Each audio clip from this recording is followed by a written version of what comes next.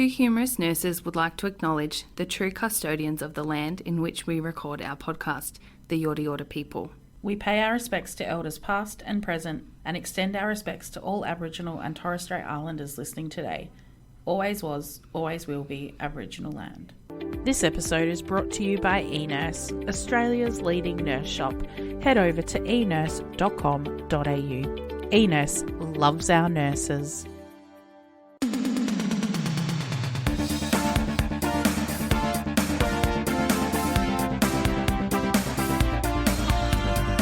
Two Humorous Nurses with Kelly and Alisha. The podcast that's killing it! Yo! Welcome to Two Humorous Nurses, where we plan to bring you funny, informal, conversational chat about all things nursing. We are back, baby! Back. We're starting with our absolute favourite nurses who kill. Got a couple of doozies today. Oh Cannot wait to tell you about mine, but first, tell us who you've got. Well, today I am doing Charles Edmond Cullen. Charles Straight Edmond white Cullen. guy? Yeah. Yeah. He was born on the 22nd of February 1960 in West Orange, New Jersey, to a working class Irish Catholic family. Fellow aquarium. Yeah. Oh no, he's a Pisces, never mind. Yeah, I was going to say, he's an aquarium. Anyway.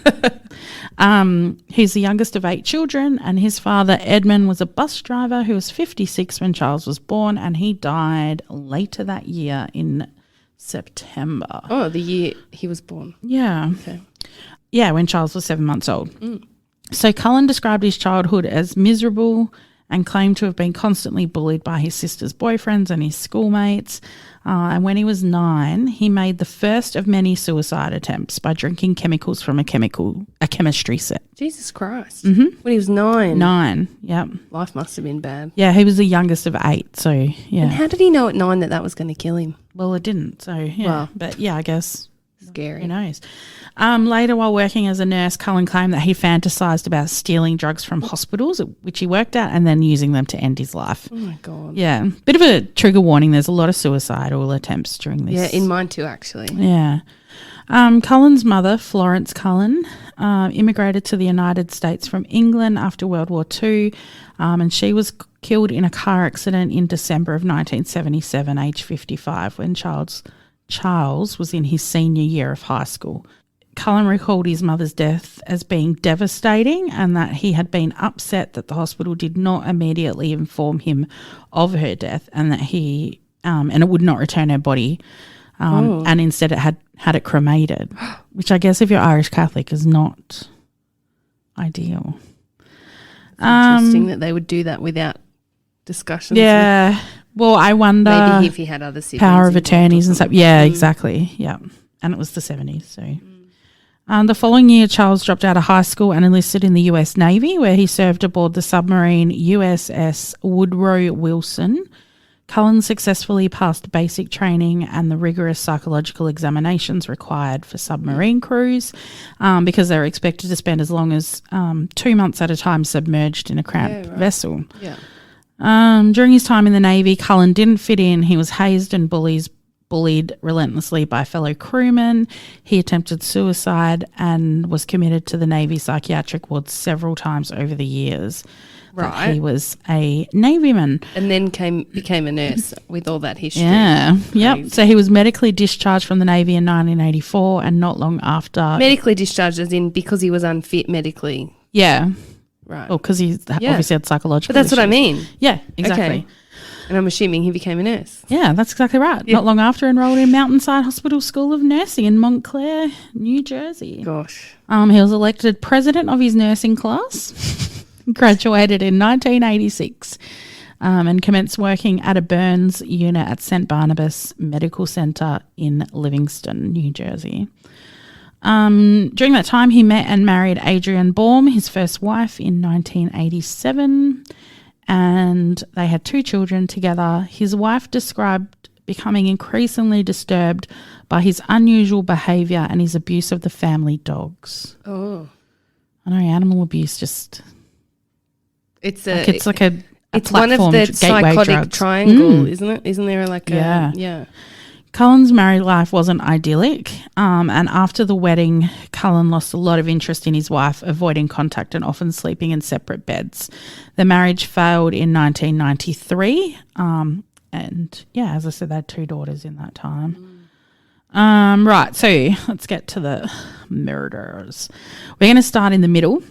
Okay. Yeah. Why not? Because it's a very long... a long career Of killing. Shit. Yeah.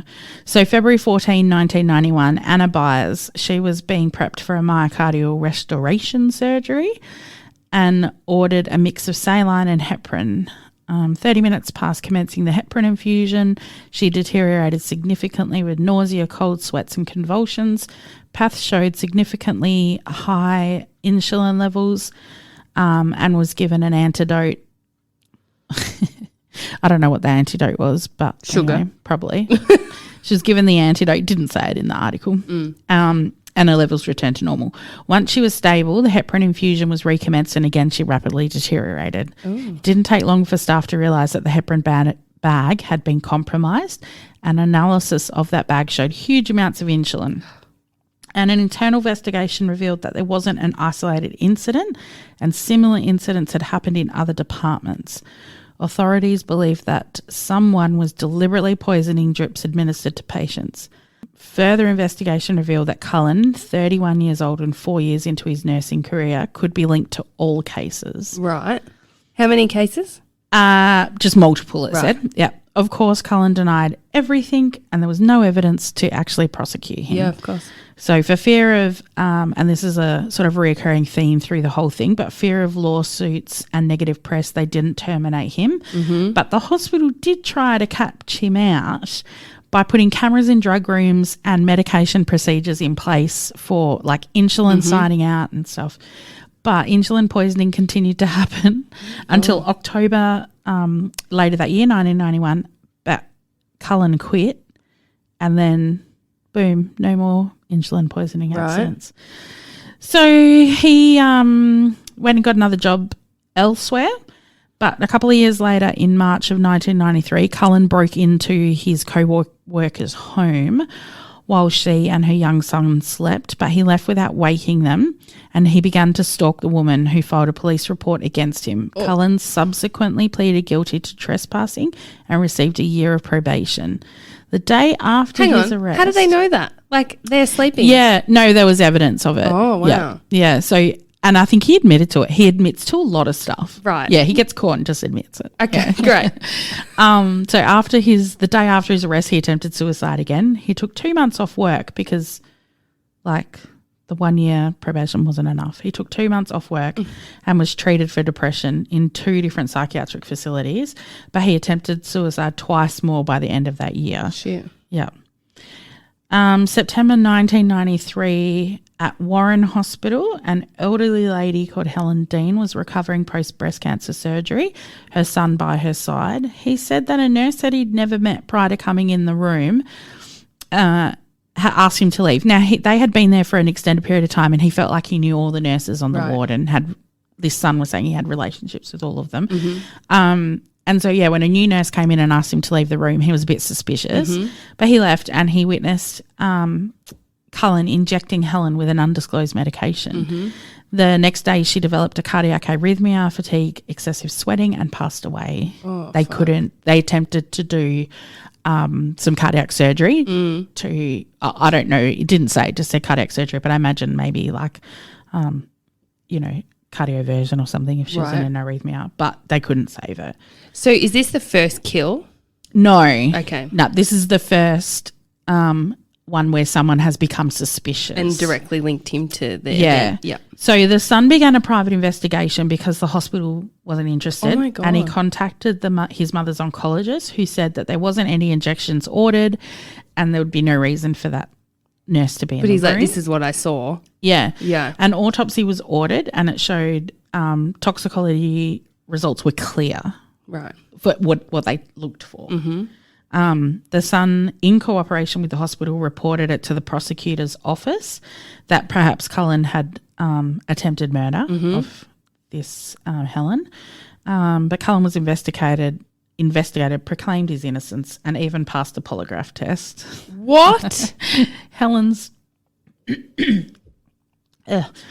death was ruled natural causes and Cullen was placed on indefinite paid leave. Oh, my God. So the hospital must have had some suspicions. I did read later in an article that the autopsy on Helen didn't actually test for cardiac medications. Right. So they weren't even looking for malicious, no, means. they just were testing for, I suppose, like substances that might. But if she had a cardiac incident, wouldn't you test for cardiac drugs? Turns out he probably used digoxin, which is his ammo of choice. Mm-hmm. Ammo of choice. Ammo of choice. Ammo? It's like ammunition, isn't it? In 1994, he was working in an ICU, CCU at Hunterdon Medical Centre in Flemington, New Jersey. He claims he didn't harm anyone in the first 2 years that he worked there. However, when he was arrested in 2003, the hospital records from that time had actually been destroyed because it was past the 7 years mark. So, yeah. But he did admit on his arrest in 2003, so 9 years later, that he murdered 5 patients between January and September of 1996, all with overdoses of digoxin. Right. And he was, and obviously never caught. Also, side note, night shift nurse. Yeah. Oh, yeah. It's so interesting. Listening to yours, mine is so similar in lots of In September 1996 and between September 1996 and February 1998, Cullen was fired from a new job that he took on after Huntingdon Medical Centre for poor performance. And then he remained unemployed for about 6 months, leading to depression, multiple suicide attempts and admissions to psychiatric facilities. Was he an addict at that point, do you know? No, I don't believe there was any drug or alcohol issues. Right. And he had the ability to be psychiatrically normal he could pass. I mean, I don't know if passing a polygraph test when you're lying is psychiatrically normal, but he has the ability to control that. Yeah, yeah. I think it become a very personable person, obviously, while killing people. Yeah. In February 1998, he was hired at the Liberty Nursing and Rehab Centre in Allentown, Pennsylvania, where he staffed a ward of respirator-dependent patients. He'd been seen entering patients' rooms with syringes, giving medications at unscheduled times. And one encounter left a patient with a broken arm. What? And I could not find out what that had to do with whether that patient was trying to fight him off. Yeah. And it should be known that all these patients weren't his allocated patients. Right. Did he say at all about how he selected who he would kill? Yeah, a bit later I get to a little bit. He did murder at least one patient while at Liberty and but it was blamed on another nurse. Yeah. Oh, my God. Yeah. He left there. He just left there. Just left. Got a new job at Eastern Hospital in November of 1998, not for long, for about 6 months, where he murdered multiple times again. Coroner's blood test showed lethal levels of digoxin in patients' blood. An internal investigation was inconclusive, but evidence did not definitively point to Cullen. Right. So he could be linked, but they couldn't really, there was nothing they could do. I think in a lot of these, they find it really hard to prove it, even if they are onto it. Because there would be multiple people you could link to a patient. Absolutely. I guess, so. Even with his history of mental instability and the number of deaths during his employment at various hospitals, Cullen continued to find work. This was mostly put down to a national shortage of nurses. Mm-hmm. Additionally, no reporting mechanisms yet existed to identify nurses within mental health or employment problems. And I think he's obviously started in New Jersey, then went to Pennsylvania. Yeah. So there's probably no communication between those two states. Exactly. Like if there's unions or like a governing body. Yeah. And there was always the concern of liability with that hospitals were unwilling to take significant action against him because, America's quite a litigious state, so people can sue hospitals. And because directly. they're privately run for profit. Oh, of course. Yeah. Money talks. Yeah. In March 1999, he had multiple jobs and had murdered at least 5 patients, attempted murder of 2 patients, and he attempted suicide again in January 2000. He did that. How does he attempt suicide? Right, you want this one? Oh, okay. Yep. He lit a charcoal grill in the bathtub and wanted to succumb to carbon monoxide poisoning. What the fuck? Neighbours called the fire brigade and he was taken to hospital. He was taken to the hospital and then to a psychiatric facility, but was discharged the following day. Oh, my God. I know. Ugh. In 2002, so there were a couple of years there where there was just nothing. Cullen was working at St. Luke's Hospital in Bethlehem, Pennsylvania, when a worker found some medication vials in a rubbish bin. The investigation showed that Cullen had taken the medication, and so the hospital offered him a deal to either resign with a neutral recommendation or be fired. He resigned. Of course he did. Yeah. Jesus. Not long after he resigned, 7 co-workers at St. Luke's alerted the Lehigh County District Attorney of their suspicions that Cullen had used the drugs to kill patients. Right. Investigations never looked into Cullen's past, and the case was dropped 9 months later due to no evidence. They didn't even do a background check on where he'd been or what had happened. His life looked like. Yeah. Yeah. Jesus. In September of so a couple months after he'd left St. Luke's, he got a job at Somerset Medical Center in Somerville, New Jersey. So he'd moved back to New Jersey in a critical care unit. He began dating a local woman, but his depression worsened. As his social life deteriorated, like marriage deteriorations, failed relationships, his killing escalated. So while things were sort of okay, he could go periods without doing anything.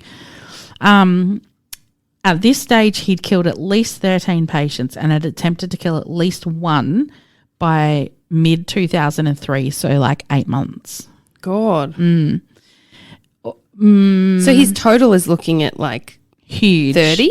Yeah. So his drugs of choice were digoxin, insulin and adrenaline. But this was the time of his undoing. I think he started to get a little bit sloppy. Yeah. The hospital started to notice that Cullen had accessed records of patients whom he wasn't assigned to, and that co-workers had started to see him in patients' rooms that he wasn't assigned to. So people were starting to be a little bit more alert. Yeah. Also, computerized medication cabinets had started to come in, and it showed that Cullen was requesting medications that his patients had not been prescribed. So there was that trail starting to open things up. Yeah. In July 2003, the executive director of the New Jersey Poisons Information and Education System warned Somerset officials that at least 4 suspicious overdoses indicated the possibility that an employee was killing patients. Right. So what'd they do about it? They didn't do anything. They delayed contacting authorities until October. Get this though, in that time, he killed another 5 patients and attempted murder of another patient. Nurses alerted police, and that convinced police to investigate Cullen. It wasn't the hospitals doing it. It was doing nurses. it. It was nurses. Cullen was arrested in December of 2003, and he was charged with 1 count of murder and 1 count of attempted murder. You're joking. Because that's all they could prove? Yeah. On December 14, he admitted, he was arrested on December 12. On December 14, he admitted to homicide detectives that he had murdered as many as 40 patients over his 16-year career as a nurse. In theory, they believed he'd killed well over 100 people, but that's what he admitted to. In April 2004, Cullen pleaded guilty to killing 13 patients and attempting murder of 2 others. He took a plea agreement to cooperate with authorities and give them more people that he had murdered if they didn't seek the death penalty. A month later, he pleaded guilty to 3 more murders, and then later in that year, he pleaded guilty to 6 more murders. So his motive, he claims that he administered overdoses to patients to spare them from being coded or going into cardiac or respiratory arrest and being listed as a code blue emergency. He told detectives that he could not bear witness to or hear about attempts at saving victims' lives. So he wasn't one that gave them something and then helped resuscitate them. Right. He that He idea. gave them something to kill them. And didn't want bar of resuscitating them. Right. Yeah. And didn't want a bar of anyone else doing it either. Wasn't interested in that. Like it really turned him off. Right.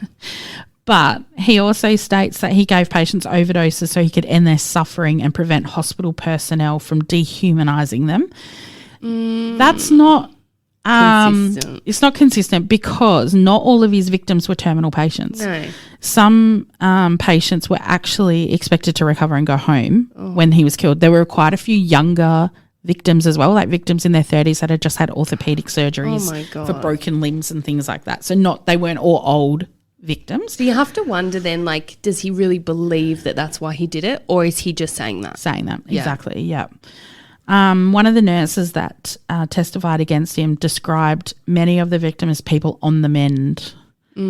March 2006, so a couple of years later, Cullen was finally sentenced to 11 consecutive life sentences and is not eligible for parole until 2,388. I wasn't sure even they had I really love that about the US judicial system. Yeah. They fucking go hard. I watched I Am a Killer on Netflix. They got a new season out, and the lady had murdered her husband. And she's like, I got a life sentence plus 26 years. Yeah. And just to make sure you're like really you're dead. really gonna So I mean, Cullen was pretty significantly psychologically destroyed. Yeah. From a young age, and then he just went on to kill. And I didn't focus too much on of the victims, I guess, because I felt like there were just so many I couldn't do it justice. But he just really wanted to get in there, and he just really had the drive to actually kill people. I think we almost need to do like a profile on serial killers. I actually saw a study that somebody had done like a research project for their like PhD or something, and they looked at like what possesses some nurses to become serial killers. But I actually think they're already serial killers in their mind, and then they just happen to become nurses. Yeah, and they have like access to easy ways of doing it. You have access to medication, you have patient trust. Yeah, absolutely. And you have hospitals that don't want to be sued. I reckon if I was a nurse who killed, I'd want to make sure I was wearing scrubs that were like practical and had heaps of pockets to hold my syringes of death. What, like moisture wicking material, so in case you get really nervous and sweaty when you're trying to kill someone. You can run away. Easily washable in case, you accidentally spill some blood and guts on you. Oh my God.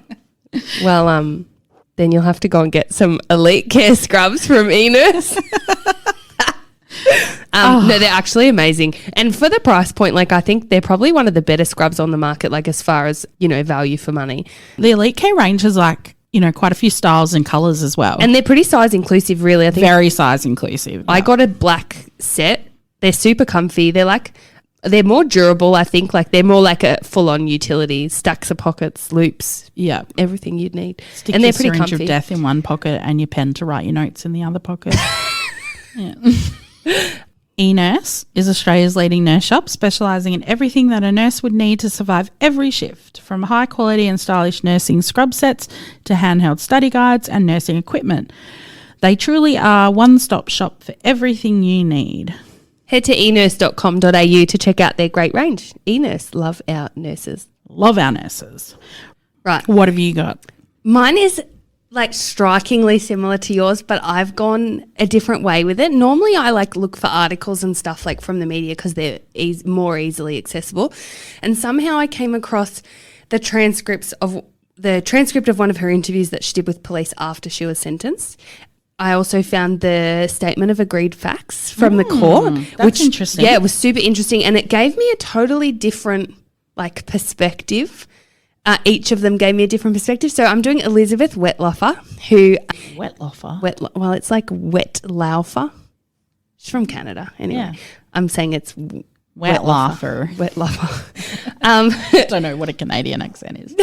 So it's interesting, though, because reading her interview, I really became quite compassionate and sympathetic. I only read the interview. I didn't watch it. Yeah. And I could really see things from her side. And then reading the statement of agreed facts, obviously, I was like, bitch, you a cold-blooded murderer. So we'll get into it. Yeah. So born in Toronto, Ontario, when she was 4, her family moved to Woodstock, Ontario. She was an average student through school, and as a teenager, so she realised she was bisexual and she was sent to gay conversion camp. Oh, stop it. She flunked her first year of journalism at college and then decided that God was telling her to become a missionary. So she's from a very strict Baptist family, lived the church life growing up. She went to Bible college. I didn't even know that was a thing. Yep. And she got a degree in religious education, specialising in counselling. And then she thought she wanted to become a missionary. And the best way to do that as a single woman was to become either a teacher or a nurse. So she is off to nursing school. Wow. After her gay conversion therapy. So after being basically a shit student in school, and then she goes to nursing school, she gets straight A's during nursing school, and has a great life, loves living the dream, and starts abusing alcohol at nursing school. And her final placement was at Geraldton, which this is 16 hours north of Toronto in the same state. And I'm like, how big's Canada? Well, it's reminds me of WA. It's how long's the drive from bottom to top? I'm like, that's one state. And then I thought, well, we have a giant state too. Yeah. So she went to her final placement and then decided she was going to stay on there after her last placement, because they do 6 months or something at the end of their training. And she thought, well, I'm going to stay on and work here. So that was 1995. She started working there, and it was Geraldton District Association for Community Living, which supported people with developmental challenges. And she starts suffering from depression. She's kind of isolated, and she steals 30 lorazepam tablets and tries to kill herself. She pops the pills at the end of her, sort of towards the end of her shift, but she's still got a few jobs to do. So she goes around and gives out some meds to her patients, and the other nurses are like, what the this? Why is she behaving so strangely? All 30? Yeah, she pops all 30 lorazepam. Oh, Christ. And her colleagues end up saving her life, and then she gets sacked. Yeah, well. For good reason, really. Yeah. So then she doesn't work for about 8 months, trying to get her mental health right, really and they also, the Nurses College, which I think is the APRA equivalent in Canada, starts investigating her because she's had this overdose at work. So knowing that, she's like, well, I'm going to get my head right. I'm going to do all the right things. The Nurses Union get involved, and they basically I think this is so cool. They tell her, you need to get into AA if you want to be a nurse. You've got to get your shit together. So they put her in this AA. It's kind of like a parole program where she has to have supervision and go.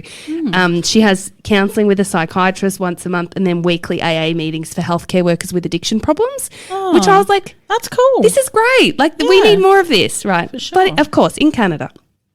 And then she marries a truck driver in 1997. And she gets clean and sober and does all the right things. Starts working as a PCA because of everything that she had going on with the Nurses Union, I don't know that she was allowed to really work as a nurse. So she starts working in a group home for people with disabilities. I think she's back in Woodstock now. And those people had really difficult behaviours, and this place was called Christian Horizons, and the ratio was 3 staff to 5. So pretty serious, serious disabilities with lots of complications, I guess. So they need lots of support. And so when she goes for that job, she tells her new boss about what happened at her last workplace, and he's, all about supporting her. But then he leaves, and so then a new boss comes that doesn't know anything about it. Pretty sure. And she actually uses a lot of her nursing skills, creating training programs and teaching new staff how to give medications and stuff. And she actually develops a manual handling training program and delivers it all over the state. She was quite successful. A good nurse. Yeah. And then she's suspended briefly while they investigated claims that she was emotionally abusive to a resident and neglectful, but they investigated her for one day and decided that she was found innocent, which I think a lot of those private homes and things, it's expensive to have a nurse off on pay, so it's easier to get them back to work and cheaper. Yeah. So she works there for 11 years and she has a really good record there, really enjoys it, but she starts getting into some lesbian and bisexual chat rooms and meets a woman online. Her husband finds out about it and he decides to divorce her. So she's there for 11 years at Christian Horizons, and doesn't steal any drugs, and stays sober that whole time. Then in 2006, she starts having these religious-themed obsessive compulsions. Oh, no. And if she has a thought that wasn't aligned with her beliefs, she would have to say or sing a Bible verse out loud immediately. And then she's diagnosed with borderline personality disorder, medicated and institutionalized for 2 weeks. While an inpatient, she steals a bottle of cleaning fluid with the intention of drinking it to commit suicide. But instead of doing it, she tells a nurse. Right? Okay, so she's a little bit of insight. She's got a bit of obviously. insight into what's going on. She gets released and takes a stack of mirtazapine, Seroquel, Tylenol, Benadryl at home, and her husband figures out, so this is while they're still together, and he figures out there's something wrong and he saves her life. She goes back to work. And then the marriage breaks down because she starts pursuing relationships with women. And she leaves her job at Christian Horizons because they have a policy that if you're in a same-sex relationship, you can't work there, changed. On the Christian Horizon. Yeah. 2 women. Right. Right. So she leaves there, and then the girlfriend that she was supposed to be like moving in with in this place called New Brunswick, so she goes to move there with this new girlfriend, but the new girlfriend's like, nah, I don't think I want to be with you. So then she's like, fuck, well, I've just left my job and left my apartment to move in with you. And she's like, I don't want to go back to Christian Horizons because they have this policy and whatever. So she gets a new job. She applies for a new job at Crescent Care and goes to the interview, and they basically just give her an orientation and they're like, when can you start? So there was history. Her record's pretty good. Her record is pretty good, and she had good references from her previous job. So it's an extremely busy nursing home though, and the ratio is like 1 to 96 overnight, and on the days and afternoons it's 1 to 32. So that's huge. Like I think they have like personal care workers. It's like I think it's 1 to 16 or something that the personal care workers support the RN. So she was there as an RN now. So and she'd kept her registration because technically the skills that she was using at her previous job counted towards nursing skills. Sure. So she was able to keep her registration even though she wasn't working as an RN there. She gets back together with this girlfriend that she was going to move for, and then that girlfriend who has physical disabilities and chronic conditions also has 2 teenagers, so they all move in with Elizabeth Wetloffer. Wetloffer becomes financially responsible for them all, and has to be a carer as well. And her partner has Parkinson's, epilepsy, and then is also an alcoholic. So probably not the best environment. So Elizabeth starts drinking again too, but not abusing alcohol to the level that she was. In an interview that Elizabeth did with police and the lawyers after she'd been sentenced, she stated that when she was a psych inpatient, her anger and feelings of being out of control were so overwhelming that she would fantasize about killing her psychiatrist and the nurses, and that having those thoughts going on in her head would actually like ease her and then help her to function and be able to have conversations and to be able to like go on with her life and to be able to control her behaviours and so that's all going on in her personal life at this time, right? Yeah, crazy. And then she's 39 years old, and she's not long after she starts working at this Crescent Care, the busy nursing home, these feelings of frustration, overwhelm, stress and anger starts kind of bubbling at the surface again like they did when she was in the psych ward. And she lines up her first victim, who's Clotilda Adriano, and her sister-in-law, Albina de Medeiros, by injecting them both with large doses of insulin. She's my favourite. Your favourite. I know, I thought of you when I was doing this. So she said in her interview that at the time I was finding it hard to handle things emotionally, and one night I was working, this thought came into my head, just give her too much insulin and see what happens. So I did. She actually attacked Clotilda multiple times over a few months with extra doses of her long-acting insulin. Both women survived these attacks thanks to the care staff at the facility. It's interesting, when I was reading these, I was thinking, this woman's got a psych history. She's been well supported though, but then like her social life starts deteriorating and all of a sudden she starts, That was the same with Cullen. Yeah, exactly. Social life deteriorates. How do I express or get rid of those feelings? Yeah. And just not, I guess, she hasn't really got healthy coping strategies. No, clearly. These two women survive. And then August 11, 2007, Wetloff's doing a double. So she worked afternoons in charge and then often worked double shifts, like into night shift. So she's doing a double, which is 3 p.m. until 0700. Jesus. She starts to get angry with a resident. This is James Silcox, a World War II vet with dementia, and he was really inappropriate with staff, and he would yell out profanities and become really sexual.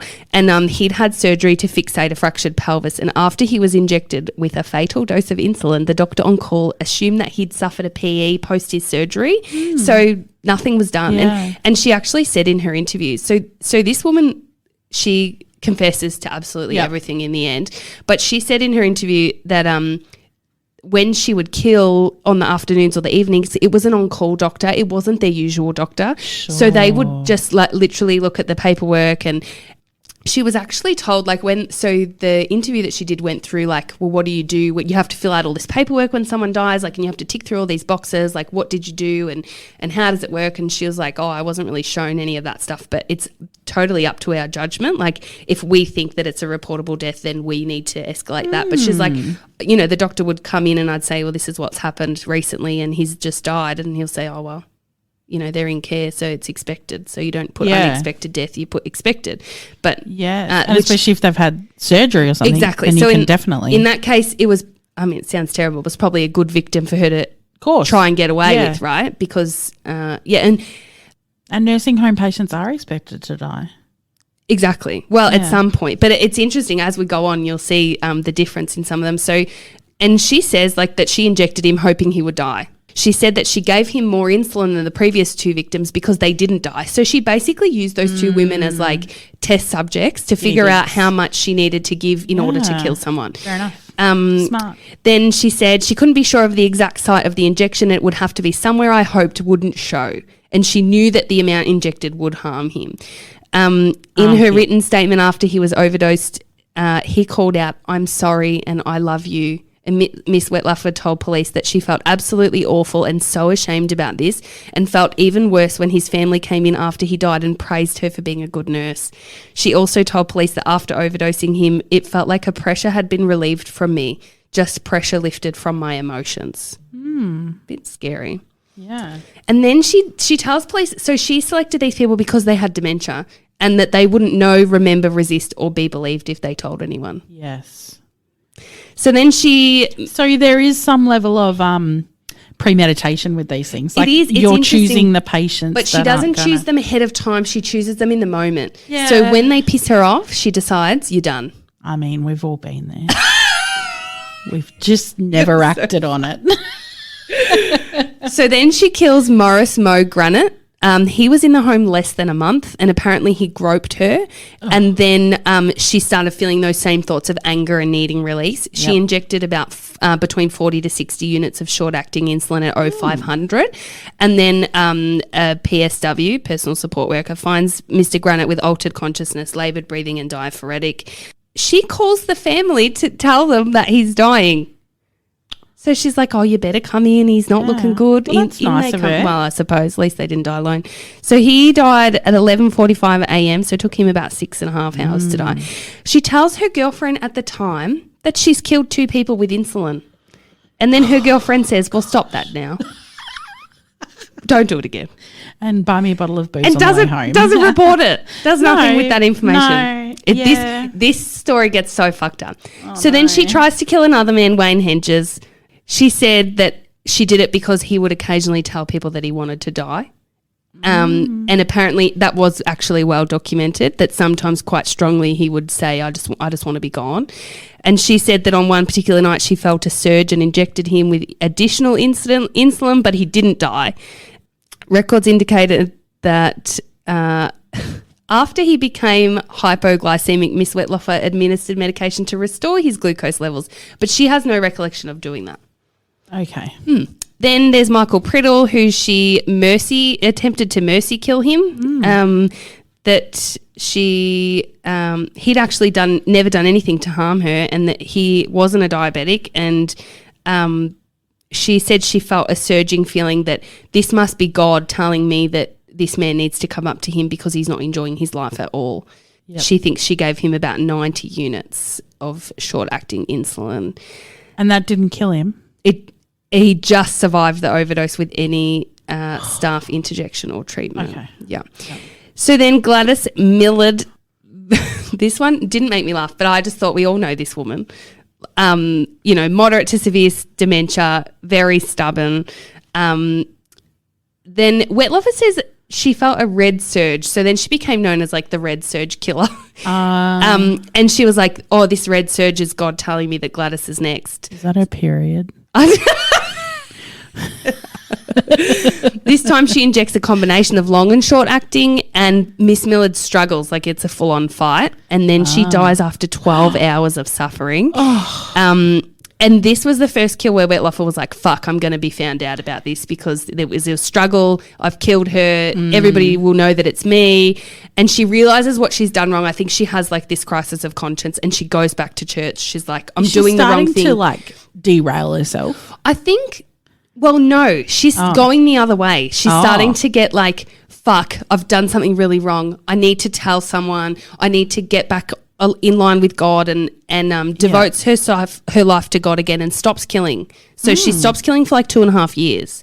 She tells a high school student who's a friend. Apparently, this is like, I don't know that how much of this is true, but apparently she was having like inappropriate friendships with some of the volunteer students that would come, like the high school students that would come.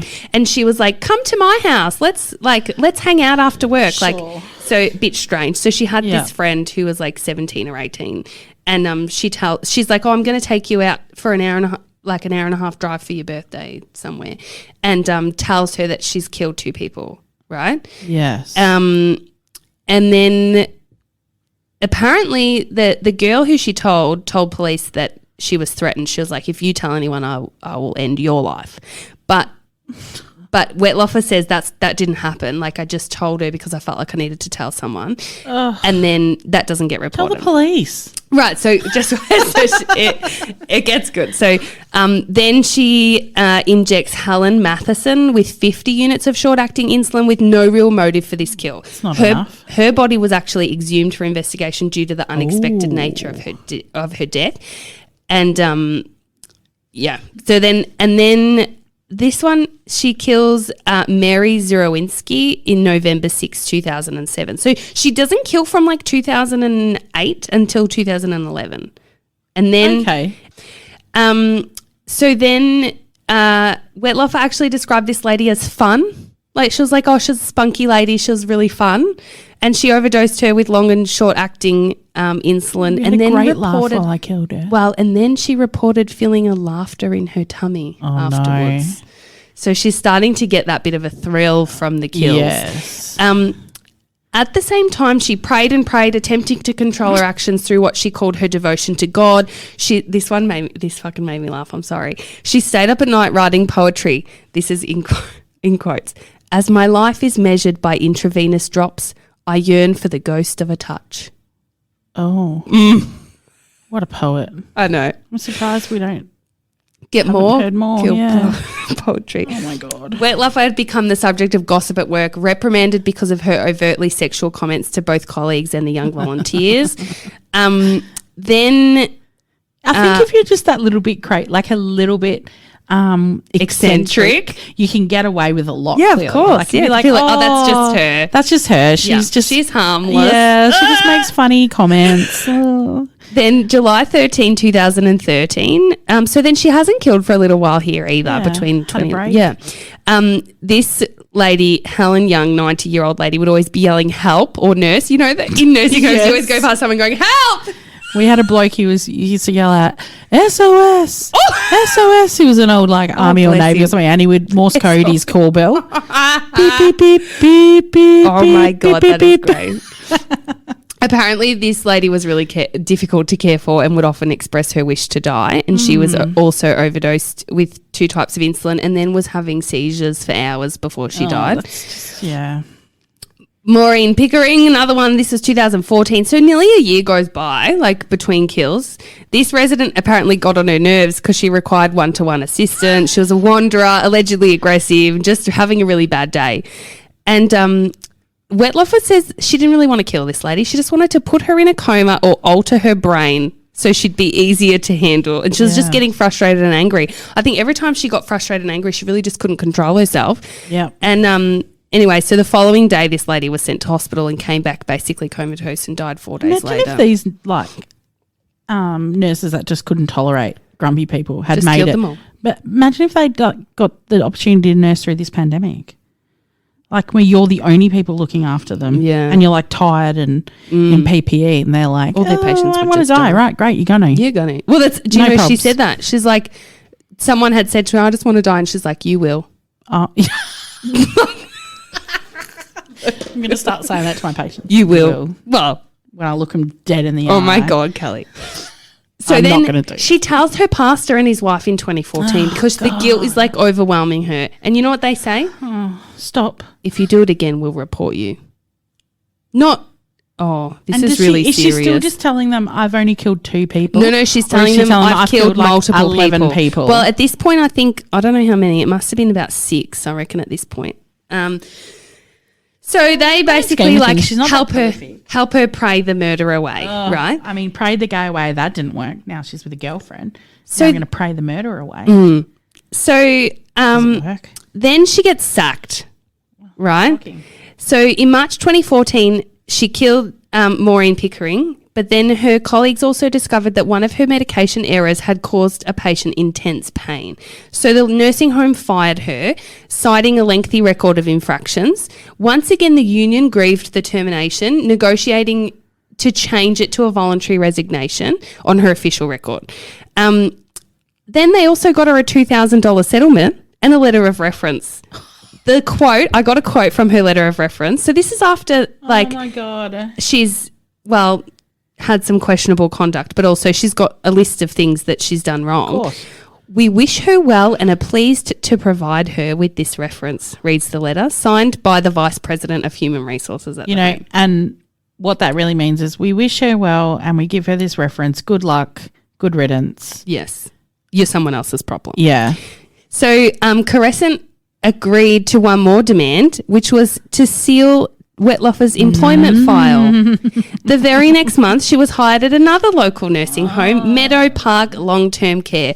Almost immediately, she started stealing morphine to get high, and within months, she'd killed her final victim, Arpad Horvath. She resigned from Meadow Park, then said, I can't do this anymore. I'm killing people. Things aren't going my way. Like, I'm really struggling here. Really tough. Signs herself into the psych unit.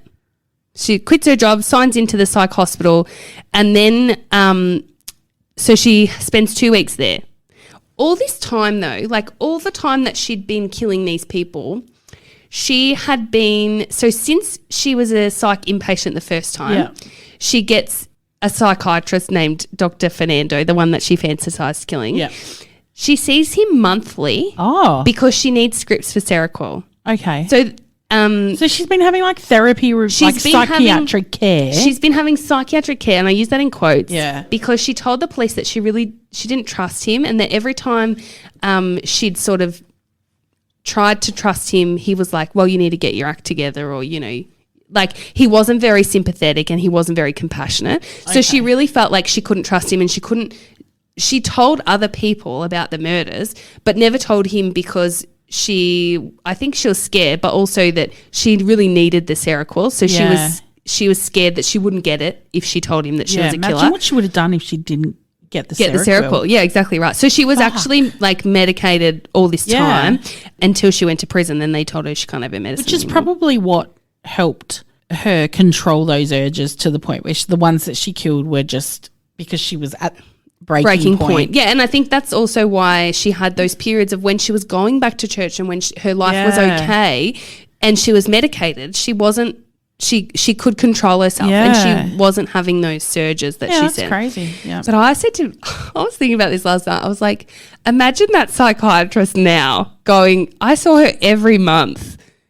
Like, what kind of psychiatrist am I? I don't think he's having any of those thoughts. I think he's just like, Another one bites the dust. yeah. Yeah.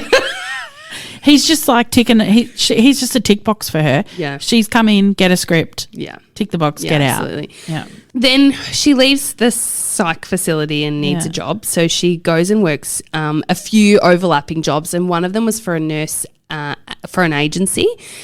During that time, she attempts to kill 2 more victims. This is where, so you say like this is where your guy got sloppy. This is where she starts getting sloppy. Yeah. And I think she's just out of control now. So she goes to the home of Beverly Bertram. And this lady's having IV antis for a pick. So she's kind of doing some home nursing support. Yeah. Then that same day, she goes to like another client's home, which wasn't actually booked, and the person was in the shower. She goes in to steal insulin and steal morphine, right? Yeah. Even though this Beverly Bertram is already on insulin and she's having IV antis into a pick line, no, I'm going to go to somebody else's house, steal their insulin, because if I kill Beverly with her insulin, they'll know it was me. Sus. Right? So anyway, the patient heard something from in the shower, calls out, there's no response. She ends the shower, finds Wetluffer going through her medications. Wetluffer says, I was just looking for a SATS probe that I thought I'd left here, but it's not here. But she's broken into this person's house, right? Then the next day, August 21, she reattends Beverly Bertram's residence and once again administers IV antibiotics to Bev Bertram. She recalled Wetluffer taking a long time in the kitchen while getting the antibiotics. After receiving what she thought was merely the antibiotics, she describes herself as feeling unusually nauseous and dizzy. Concerned, Beverly Bertram decided not to inject herself with her own insulin that day and was able to recover from that state without any medical help. Miracle, right? Lucky. And this Beverly Bertram is the only still living victim. Wow. Yeah. So she told police about the day, described herself as feeling frustrated. This is Wetluffer told the police about that day and described herself as feeling frustrated and angry with her job and all the people that she had to care for that weekend. She felt that same surge that evokes her urge to overdose people, and injecting Beverly Bertram with insulin with the intent to kill her was pre-planned. And this is the only one where she's had a day to think about her victim. Like, she's thought, I'm going to kill you tomorrow and I'm going to get all of the things that I need in order to do that tomorrow. Yeah. Like, this is the first one where that's happened. Pre-planned. Really pre-planned, yeah. Wetluffer said she gave Beverly Bertram a huge amount, 180 units of insulin via the pick line. Via the pick line? The pick, yeah. Shit. So then she finds out that her work for the nursing agency would involve her caring for diabetic children. She resigns. She's like, I don't trust myself. Oh, thank So she resigns. Christ. Then she takes the train to Toronto, checks herself into the Centre for Addiction and Mental Health. Oh, thank God. Because she gets scared. Like, do you know, I've got goosebumps thinking about this because I'm like, I do kind of feel sorry for her in a way. I feel like she had the support, didn't feel like she could trust the people that were supposed to be supporting her. She told like 14 people along the way. So she checks herself into the Centre of Addiction and Mental Health. She remained there for about 3 weeks until October 5, 2016. And even though she walked in on her own, they ended up sectioning her. Yeah. At the time of her admission, there was no ongoing criminal investigation. No one was any the wiser. No. Like, it just, and it's interesting because the interview she did after her sentencing with the police was all for like, what things can we put in place to stop people like you killing vulnerable people? And so she did this great big massive 3-hour interview with them that I nearly read 90 pages of. And she was really like, these are the reasons, this is how much access I had. Like, nobody was counting the insulin, so I could easily grab a spare cartridge. Like, those spares were just spares. Yeah. And when we ran out, we just rang the pharmacy and said, can you send more? Yeah. Like, and so she basically gave them all this information into how she had the ability to do what she did. And she says, like, you know, to stop people doing it in the future. Like, it's the strangest thing. So no investigation, but then once she's there, she tells her psychiatrist. Sure. She also is on like Facebook chat rooms with ex-boyfriends and some friends from high school who she tells. Yeah. And she really just wants someone to stop her. I think she does, like all the way. Really, but she's says, trying so hard. She told her girlfriend, who didn't really believe her or didn't care, seemed not to. The pastor and his wife fully believed her and didn't do anything about it. No. I'll go into a bit more. So once she tells this psychiatrist while she's an inpatient, they take her seriously and they make her write a statement and they contact the police. Yeah. While she's there also, she tells an ex-boyfriend online and he rings the police. Okay. Oh, no, sorry, he doesn't. The friend does. Yeah. She tells a friend. The ex-boyfriend's like, well, why don't you just get a job where you're not going to kill people? Is it fucked? God. So then, and she actually, in this time, like after she'd killed a few people, she went and consulted with a lawyer, right? And she was like, I've killed people and I don't know what to do. I don't know why she didn't go to the police at that point. But I feel like there's a lot. I feel like there's a big difference between telling other people and telling police. Yeah, probably. Like maybe you want someone else to do that for you. Like there's a big difference between walking into a police station and just telling a friend in a chat room. Yeah. Or your doctor while you're, stuck in a mental institution. Yeah, you're right. And so she goes and consults a lawyer and she's like, I've killed people, I don't know what to do. And the lawyer says, it's in your best interest not to tell anyone. Yeah. Like that's the advice.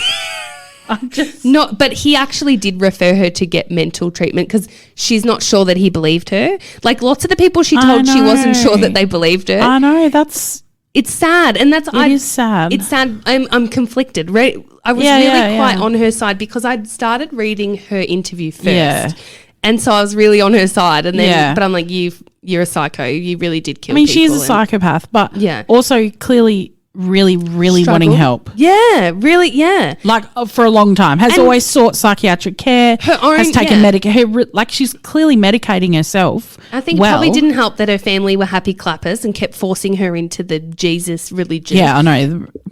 Grandiose delusions of religion. It just and like she was saying, God was telling me to kill them or whatever. Like maybe you could justify that, but then she's telling people, and people are like, whatevs. Stop. Yeah, just don't do it anymore. Stop okay. It. Then we can't be friends if you keep doing that. Yeah. Don't tell me again. So, and then the CAMH, the mental health place, they reported her to the College of Nursing as well. Then over the course of 20 days, she just continued confessing and then giving all these details. And so the police involved? Yep, police were involved at this point, and she just insisted that she wanted to be taken seriously, like because no one had taken her confession seriously. So she's treated. They basically get her to write everything down. She writes a 4-page confession. Stating that she'd murdered 8 patients under her care and administered insulin non-fatally to 6 others. Shit. She later told police writing it out was my decision. I was under no duress when I wrote them out, and she was very, very careful when she wrote it. Yeah, so that's that. Yeah. And they hand her admission to police and facilitate her speaking with police. She told 13 people in total. A handful of those was while she was at CAMH, knowing that she was probably going to be prosecuted. She still told many people before. She would have told probably 8 people. Okay. Before. Yeah. Yeah. And nobody did anything. Sure. Then some of them, because they all got interviewed, obviously, after she was arrested, and they were like, oh, well, I was planning on telling police, but I didn't know if it was true, or she'd threatened me or whatever. Like, what? Honestly, though, if someone came to you and said, I've killed people, and if you don't know them that well, like, or if Cam came to you and said, I think I've killed someone, I know that I've killed someone, what would be your knee-jerk reaction?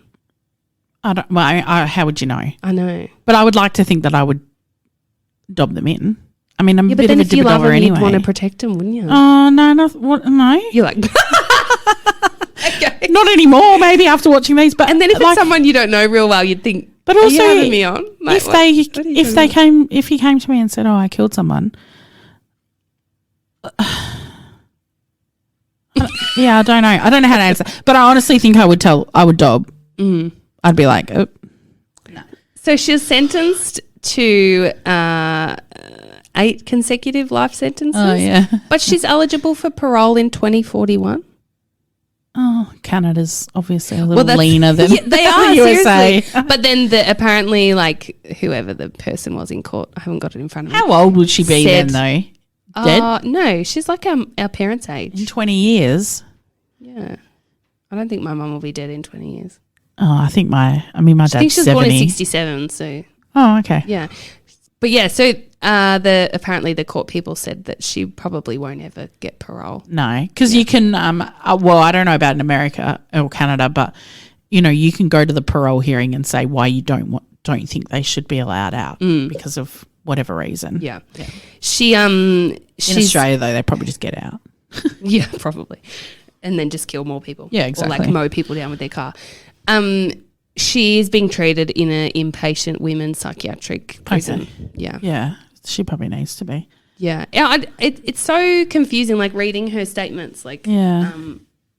I really did genuinely feel sorry for her. I think. Well, when I did my time in the forensic, I didn't do time. When I was a student at the forensic mental health place in Perth, there was a lady there who, and this is, it's been in the news and stuff, who had killed her babies. And I read her file before I met her. And I mean, she should never have had children. She had multiple suicide attempts. Yeah, she had her babies and then walked out in front of a bus 4 days later out the front of the hospital. Like she was always going to kill herself. She just took the babies with her and failed at killing herself because her mother-in-law came in and saved her. But, she was so mentally unwell and she should just never have had those children because her drugs, she wasn't controlled even on the strongest of drugs. And if you're I not feel capable of looking after yourself and being well, how on earth could you fathom? And I feel like your lady literally tried so hard to she didn't try hard to stop herself, but she told others, obviously wanting, crying for help, to be stopped. Or you don't tell someone that you murdered 2 people with the expectation that they're just going to say, well, stop that. No, exactly right. Or you do it again and I'm going to dob you in. Yeah. Because if telling someone that you've killed someone is going to set off a chain of events. And I think also she'd had multiple suicide attempts and still was able to be Yeah. a nurse, which I get in a way. I think, okay, you can come back from that, and you can be mentally well after that kind of thing. It takes a lot of work. It does take a lot of work, and I think there has to be more support. But then also, she wasn't forthcoming to those people that were trying to provide her with that support. And she obviously was stable enough in her workplace to. Although she did tell her NA sponsor. Yeah. I wonder if there's a code of silence or something. It's just, and then they were saying that, when we get to step 4 or whatever it is, the one where you've got to make amends, whatever one, we'll have to find certain things for you to make amends. We'll have to. She's like, that's easy. All the families of the dead people I've killed. Right. Yeah, well, that's it. So she was saying, and they interviewed her about all the people that she told, and she said that they said, did you think that your sponsor believed you? And she said, well, yeah, because she was going to help me make amends for it. So she believed me that I'd killed people. Shit. And I don't think she was I don't think she was under the influence when she killed these people either. I think I honestly don't think that's always their problem. I feel no.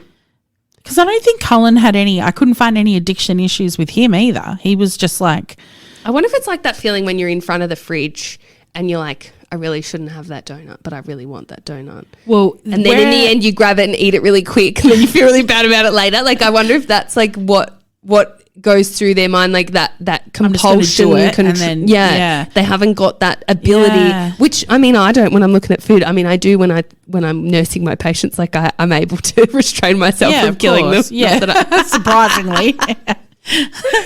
No. Yeah. But I wonder if that's that similar kind of feeling they get of that compulsion, that impulse, and then they're just not able to refrain. There's a road back home where I used to have to drive to my mum's house, and when you're coming, it goes up a big hill, and when you're coming down the hill, as it comes around a bend, there's an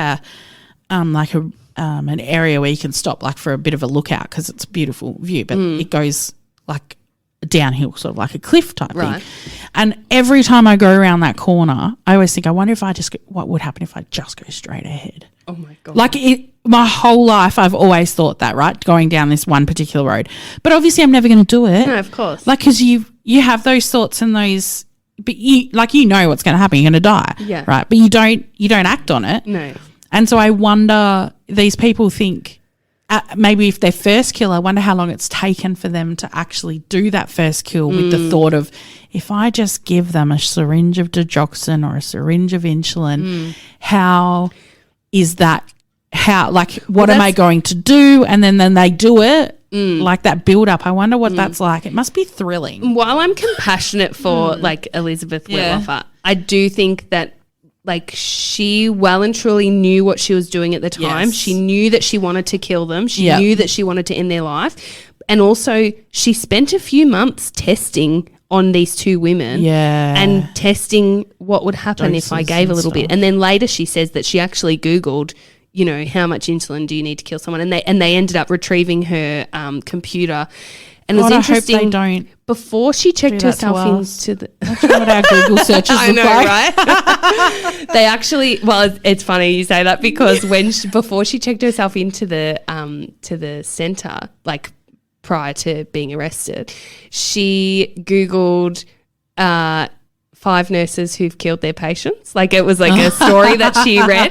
And then she also Googled her victims' names. I think maybe because she knew she was going to confess and wanted to know their details, but then read their obituaries. Oh. And that confused me. I was like, what am I feeling here? This is confusing. It was very, I was very conflicted. I think that's why we're not killers. Because we have... Is that the only reason? Well, yeah, we have the means and the access, don't we? But I feel like because we have that level of compassion, I bet they don't have that level of compassion or empathy. I sat there feeling what she was feeling sometimes, while I was reading all of this, and then also feeling for her victim so much. Of course. Especially that last one, imagine... 180 units being injected into her pick, and she's like, I'm not feeling very well. Yeah. Pretty crazy. Oh, my God. Well, that's another episode that reminds me that nurses are healthcare heroes, but also psychopathic killers. Pretty fucked up. I know. Maybe they just need a coffee to calm down. Don't forget to leave us a review on your podcast listening platform of choice. Give us a follow at Two Humorous Nurses Podcast. Feel free to send us an email. hello@twohumorousnurses.com. Thanks so much. We'll chat to you next time. Bye.